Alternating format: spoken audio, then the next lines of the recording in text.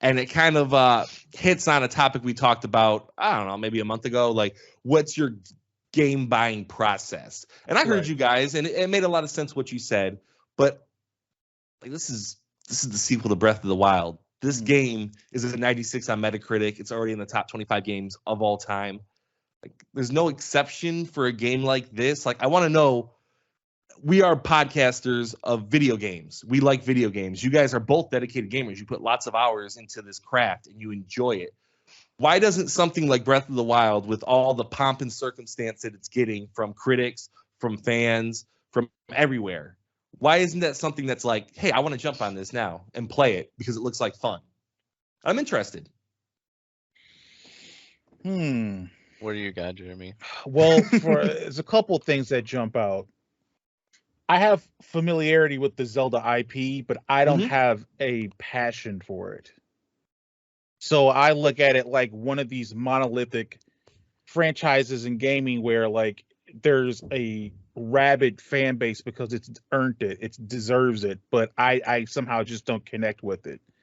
So like I connect with the Elder Scrolls. That's like my thing. I don't really connect with Zelda.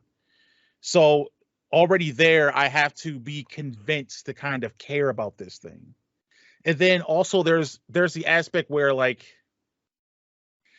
I'm really leery of games that get like a lot of critical acclaim thrusted upon them, right? Not only because I just have a general dislike of media, but I've been burned by games that have been lauded and paraded by the game's media. No Man's Sky, I'm looking at you. You're a great game now, but you weren't when you came out. So I have a lot of trepidation there. And then also, again, I mentioned, I think a couple levels ago, like I found my Nintendo consoles and then I stored them back away. The Nintendo platform isn't really grabbing me right now. Now, perhaps if they had created a system of which I felt like deserved my attention, something that's maybe giving me, I don't know, 1080p plus, or if you're giving me 1080p, you're giving me 60 frames at least, then maybe there's other aspects of gaming that kind of I put more importance on in my experience than just like what may be just, very good game design, unfortunately, right? So and Nintendo, it doesn't really hit that all the time. So for a game like Zelda, I mean, I'm not going to jump out to get it.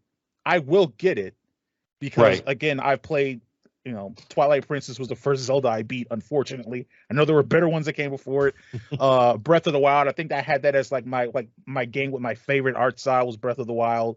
Tears of the Kingdom expands upon that.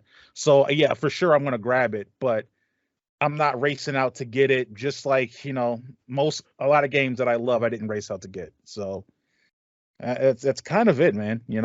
I have a little bit of skepticism, and it's just I want a little bit more of a wait and see, man. When I see a game come out and it's 10 out of 10, 20 out of 20, I'm more skeptical of it as ever. I'm way more suspicious of something like that or something like The Last of Us Part 2 than I would be of even something like a Redfall. I would give Redfall more of a benefit of a doubt before those games. That's what I'm getting from you, and that's like the crazy part to me, because not to not give you a second yet, David, but it's crazy to me because I know you will definitely jump in the Redfall, get a 6 out of 10. I gotta play this. I gotta play this. And then it's like Breath of the Wild, it's not just 10 out of 10, it's all the 10s out of 10s. Right. It's all over TikTok. You can see with your own eyes, oh man, not saying you have to see it's a good game, but you can see exactly what it is and be like, oh, this looks amazing. I don't know. And the kind of like I said, not trying to push you in any way, but have you, I can't remember, have you purchased Elden Ring? Yes. Oh, so you haven't played it, right? Or very little? I haven't played it. That's another thing. Back last year, that was the Tears of the Kingdom. And I was the 10 out of 10 game, the one that was all over TikTok, everyone loved. And I know for a fact that you're at least sort of into that style because you like the Surge. And the Surge was you've played more of the Surge than you've had Elden Ring. And the Surge is a notorious 6, 7 out of 10 game. It's a Search 2, it's a good game. And even Kena Bridge of Spirits has very Souls-like Zelda. elements to it. Okay. And I was gonna say like Zelda, And a little bit of Zelda. stuff too. Yeah, for sure. So it's just really like Skeptical, man. Jeremy, these are like these. It's like, all right. So like I see these games, even games I'm not interested in, when they get like something like Deathloop, it got like a 10 out of 10 somewhere, and I'm like, no interest, but I got to play it now. I have to see what this is about. And it seems You're like the exact opposite of Jeremy. And Jeremy's like, man, 10 out of 10. I have to avoid this like the plague. I gotta wait. I gotta wait till all the hype goes and the equilibrium occurs, and then I can go into it and say, okay, I can get some kind of objectivity going into this game, because I don't perceive all hype as being objective, and I don't perceive all trashing as being objective, right? Right. So I try to like let the dust clear a little bit and then head into it and try to define the experience for myself. So I give it time. I mean, like I said, I think it's strange. It's like you're immune to like your favorite word. You're immune to the zeitgeist, man. Yeah. Like I was gonna probably buy Tears of the Kingdom anyways, just because how much I like Breath of the Wild. But I can't deny that all the reviews and all the people talking about it, I got excited. I'm like, I can't wait. And a little bit of it, I am a bit contrarian, because I planned on buying Tears of the Kingdom too. This is probably going to be the last game I ever buy for my Switch. But I will tell you that if it came out and it was 8 out of 10, I would probably buy it quicker than if it came out 10 out of 10. Jeremy. Yeah, that's the truth. All right, David, I would love to hear your opinion too, because I know you. This is not your type of game for the most part. You are an online. You love to play multiplayer. But like I said, same thing kind of applies. Tears of the Kingdom, it's the biggest game right now. Same thing with Elden Ring last year. Like, I think there is a chance that you would really enjoy those games. It's just not something that gets you hyped, or. I mean, it's highly possible. Like you said, it's kind of out of my realm, but there's games out of my realm that I've enjoyed. So it's not that I'm avoiding them, but it's just like, one, I never played Breath of the Wild, so if I do want to play Tears, I kind of want to play that one first, understand what's going on. And the only Zelda games I've beaten are Ocarina of Time and the one that's gold on Nintendo. The original? Yeah. Maybe? Oh, wow. Nice. The gold cartridge. I think that's the original. And the only ones that I've played is Majora's Mask, the other one on Nintendo, and the one that's based on Breath of the Wild, the Dynasty Warriors like one. I mean, Warriors. That's pretty good though. Like so that's all I played. Zelda. That's not nothing though. And like the good thing about Zelda, they're all pretty like, I think even Tears of the Kingdom, you might be able to get away with not playing any of the other ones, Maybe. Yeah, they're a little bit standalone-ish. Yeah. So really the last one that I've really played was on the N64, and I was a lot younger. So like you said, the game style isn't really my thing, and I hate getting lost. I hate not knowing where to go or what to do or how to acquire things. I'm just not an adventurer like that anymore. Okay, so like these games are so away from your alley. It's like they just don't interest you at all. Like Elden Ring and like Tears of the Kingdom. Yeah, if someone put it in front of me and I wasn't doing anything, I'd definitely hop on it and try it out, venture, see what's up. But yeah, I don't think I'd ever sit there and put 30, 40 hours into it trying to beat it. So David, let me ask you now, besides like your core franchises, like let's say the Resident Evils of the world, The Last of Us, are you immune to hype? Like when's the last time that you've been like brought down to your knees by hype? Like when's the last time you just had to go? I don't know. Jeremy, stop laughing. Don't make me try to. I know. I'm trying to think. Like, have you ever like, oh man, this game's getting a lot of pub. I should play this. Like. Not from media have I ever been like, I definitely have to try this out. Right. The only games that have been pushed to me and I've kind of caved to it and tried it was by people that I know. Okay. So like, would you say like even like games that you were hyped kind of like in like simultaneously as the hype was building forward would possibly be something like Last of Us Part 2?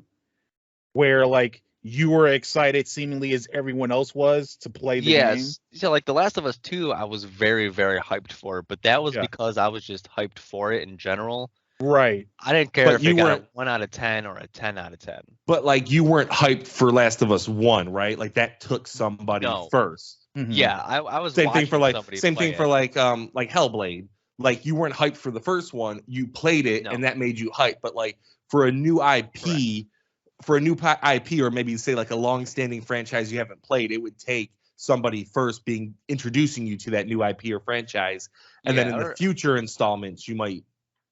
Right. Or I might have to, catch videos on YouTube or TikTok Okay. or, something like that. But yeah, for the most part, I'm kind of like Jeremy, where the hype isn't real to me for the most part. Yeah, I mean and then also it doesn't help that I have a problem with going back to the games I feel comfortable with, like Apex and like Overwatch. So I just have so much time and money Apex wise that I just always drag back to there. That's why I haven't played a lot of Resident Evil 4 or the Dead Space. right. Or I have a few other games on Steam and stuff that I just have not put the time into. Hey, I get it from both of you. Like speaking for myself, like I definitely like being part of that like first week, like I bought this game and it doesn't pan out for me a lot. Like you guys hear me a lot of times be like, I'm playing this game, and then you never hear about it again, like Red Dead Redemption 2 even. That was so much in the zeitgeist and so hyped, and it came out to all times. I did not stop hearing about that game when it Right, first came out. right. It was huge. Nothing but Red Dead. And I legitimately hated it. Like I thought it was a horrible experience. Not a horrible game, but for me, it was a terrible experience. And even something like Horizon, I got the first one for like $15 on PlayStation 4, and it was okay. I stopped playing after like 8 hours, but then Forbidden West comes out. What am I doing? Why did I buy that? I didn't play the first one. And then I get the hype of this one, and I buy it. It's like I could have saved myself $70 on that one, but I don't know. Yeah, I'm definitely affected by the hype, big time compared to you two. You guys stone faces, I got which is good. Is hope for Yeah. That's what kind of gets them going. I got that excitement. I got the energy. Like, oh man, it's out. I got to play it. So, I mean, and you every once in a while you forget it, right? So like I talk about No Man's Sky. I got burned by No Man's Sky. Never again. As did I. Did I. Yeah. I bought Pokemon Legends Arceus. Yeah. Right back. It bit me. As did I. It was 4 or 5 years later, I got hit it. So I mean, you just got to try to be diligent, but it happened. Yeah, it reminds me of Pokemon Snap. I loved the first one, and when I heard they were making another one, oh my god, I was so hyped. You guys remember, like we did the whole watch it for the first 15 minutes and everything, and I have not picked that game back up since I played it for that first hour. I bought that digitally. I don't know why. Yeah, yeah. It's sitting in my son's game case now. He's never gonna play it. Yeah. I don't know.